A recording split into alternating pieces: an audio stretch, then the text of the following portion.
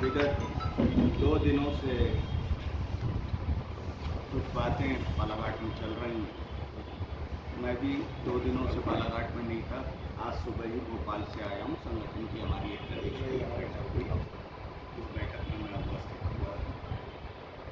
यहाँ पहुँचने पर पता चला कि कुछ बातें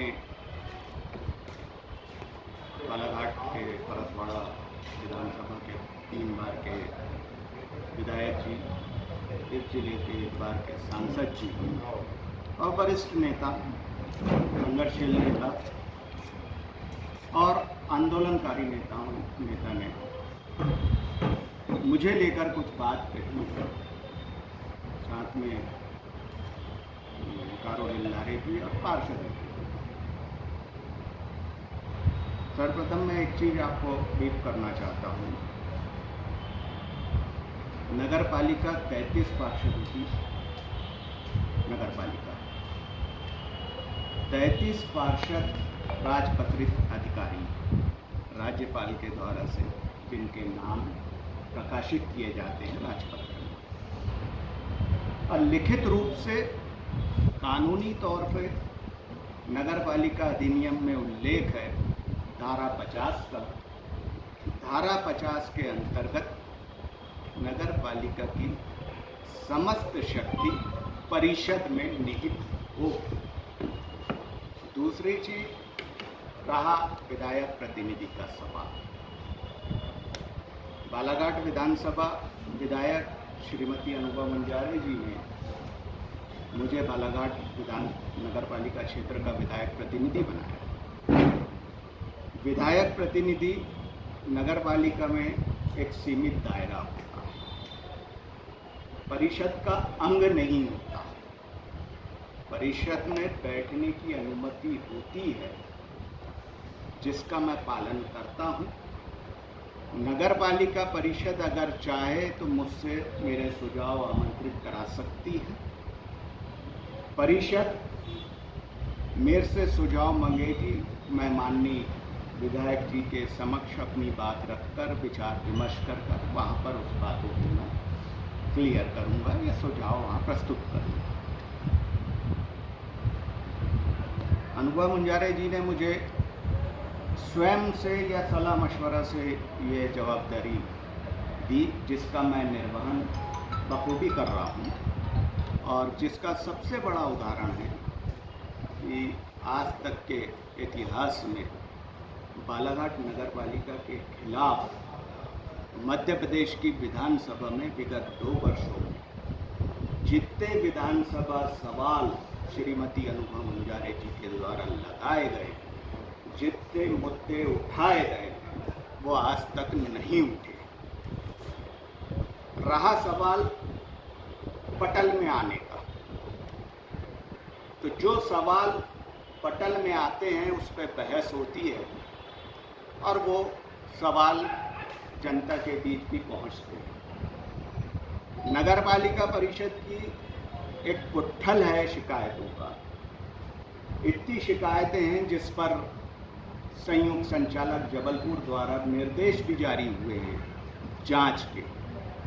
अब जांच के निर्देश जारी हुए हैं तो जांच शासन प्रशासन को करना है। हमारा जो दायित्व, हमारा जो काम, हमने उसको बाखूबी उसका निर्वहन कर दिया। अब आगे की जो कार्रवाई है वो आगे होगी। हाँ, हमसे एक गलतियाँ हुई हैं कि हम समाचार पत्रों का सहयोग प्रकाशन में नहीं ले पाए।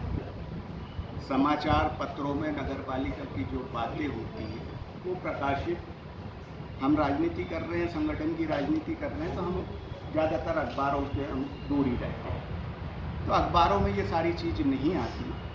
आज इस पत्रकार वार्ता के मौके पे ये सारी बात मैं आपके समक्ष रख दिया।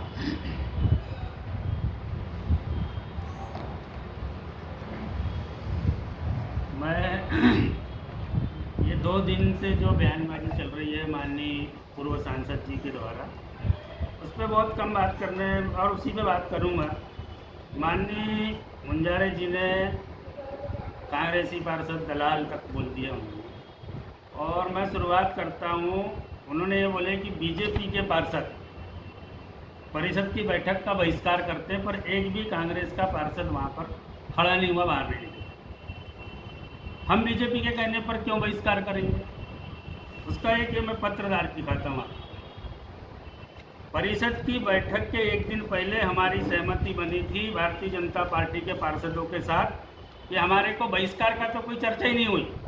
हमारे को प्रस्ताव क्रमांक 1 और प्रस्ताव क्रमांक 5 का बहिष्कार को गिराना है, उसका विरोध करना है। उनके पत्र अलग बने, हमारे पत्र अलग बने। हमारे 11 पार्षदों ने उस पर साइन की और उनके 6 पार्षदों ने या 7 पार्षदों ने, उसमें से उनके 2 पार्षद आए नहीं, हमारा बहुमत बना नहीं, और परिषद की बैठक होने के पहले ही बहिष्कार कर दिया उन्होंने। बहिष्कार की तो रणनीति में हम लोग शामिल थे, और मैं भारतीय जनता पार्टी का व्यक्ति तो हूँ नहीं कि उनके कहने पर बहिष्कार करूँगा। क्यों करूँगा? जो सहमति बनी थी उनके और हमारे बीच में, उस सहमति पर अगर वो लोग साथ में रहते तो 2 प्रस्ताव गिरते। हमने बहस करके, आप लोग साक्षी हो उसके, प्रस्ताव क्रमांक 1 और प्रस्ताव क्रमांक 5 गिराए। तो बीजेपी के कहने पर हम कांग्रेस के पार्षद कोई ऐसा बहिष्कार करेंगे, ये नहीं है। दूसरी चीज़ उन्होंने कहा कि ऐसे पार्षदों को पार्टी से धक्का मारकर निकाल देना। आप तय नहीं करेंगे, ये हमारा संगठन तय करेगा कि हमारे को पार्टी में रखना है नहीं रखना है। हम आपके कोई दिशा निर्देश मानने के लिए बाध्य नहीं, हम अपने संगठन के प्रति जवाब दें। हमारे अध्यक्ष जी जो बोलेंगे, हमारा संगठन जो बोलेगा, और चुप है, कुछ नहीं बोलते, निकम्मे हो गए। ये आपके सामने ये इतने दस्तावेज है, ये पूरे लगातार 3 वर्षों से हम लोग नगर पालिका के भ्रष्टाचार के खिलाफ आंदोलन कर रहे हैं,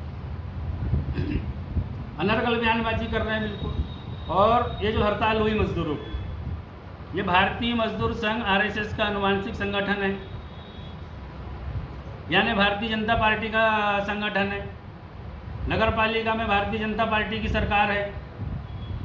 ये संगठन की ही अगर भाजपा की अध्यक्ष नहीं सुन रही तो वो किसकी सुनेंगे? हम नगर पालिका के मजदूरों के साथ बिल्कुल पीछे खड़े हैं ढाल बनकर। परिषद की बैठक में प्रस्ताव आया था कि इनमें वेतन वृद्धि करना है, सबसे ज़्यादा उनके पक्ष में बोलने वाला मैं था।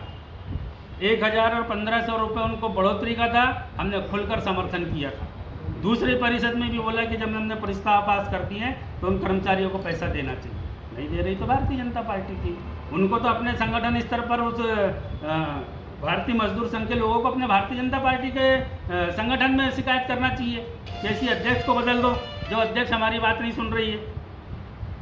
इसके लिए हम लोग कहाँ से दोषी?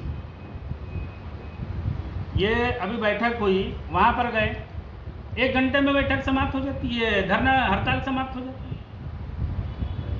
अनिश्चितकालीन हड़ताल की घोषणा की जाती है, मुंजारे जी जाते हैं, भाषणबाजी होती है और उसके 1 घंटे बाद में हड़ताल समाप्त। इसके पहले भी एक हड़ताल हुई थी, वो भी अनिश्चितकालीन थी, वहाँ भी जाते हैं, भाषण देते हैं और 1 घंटे बाद में समाप्त। समस्या का समाधान क्या हुआ? कल तो मैंने 392 रुपये करवाया हूँ। मैंने अध्यक्ष जी पर दबाव बनाया था 1 दिन पहले शाम को कि आप ये इनकी बहुत ज़्यादा बड़ी मांग नहीं है, इनको आप गंभीरता से लो। ना तो मैंने कहा कल हम लोग पूरे के पूरे पार्षद उनके साथ बैठेंगे। तो लगभग शाम को ही सहमति बन गई थी कि कल उनकी वेतन वृद्धि कर दी जाएगी। ऐसे आरोप लगा रहे हैं कि 12 लाख रुपए का मकान मिल रहा है,